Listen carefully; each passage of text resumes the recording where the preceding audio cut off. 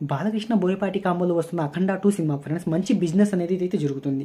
So ఓవరాల్గా ఈ మూవీకి వచ్చేసరికి నెట్ఫ్లిక్స్ ఉంది కదా, ఈ మూవీకి 80 కోట్ల రూపాయలకు చెల్లించి ఈ మూవీని అయితే సొంతం చేసుకుంది. బాలకృష్ణకు ఇప్పటి వరకు ఎన్నడూ అంటే 80 కోట్ల రూపాయలకైతే ఏ ఓటీటీ సంస్థ ఇంత చెల్లించి ఏ మూవీని కొనుగోలు అయితే చేయలేదు. తొలిసారిగా నెట్ఫ్లిక్స్ అయితే 80 కోట్ల రూపాయలకు చెల్లించి అంటే అఖండ 2 సీక్వెల్ని అయితే కొనుగోలు అయితే చేసింది.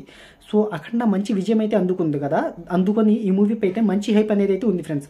సో ఫిల్మ్ నగర్ సమాచారం ప్రకారం ఈ మూవీకి 140 కోట్ల రూపాయల బడ్జెట్ అయిందని వాళ్ళైతే చెప్తున్నారు. సో ఓవరాల్గా అదే కనుక జరిగినట్టయితే ఈ మూవీ లాభాల్లోకి రావాలి అంటే 140 కోట్ల రూపాయల షేర్ను 270 కోట్ల రూపాయల గ్రాస్ వసూలను అయితే రాబట్టాలి.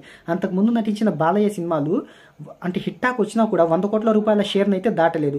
సో ఓవరాల్గా అంత బిజినెస్ కనుక జరిగినట్టయితే ఈ మూవీకి సో అంత మొత్తాన్ని వెనక్కి రాబడుతుందో లేదో అని మీరేమనుకుంటున్నారు కింద కామెంట్లో అయితే తెలియజేయండి.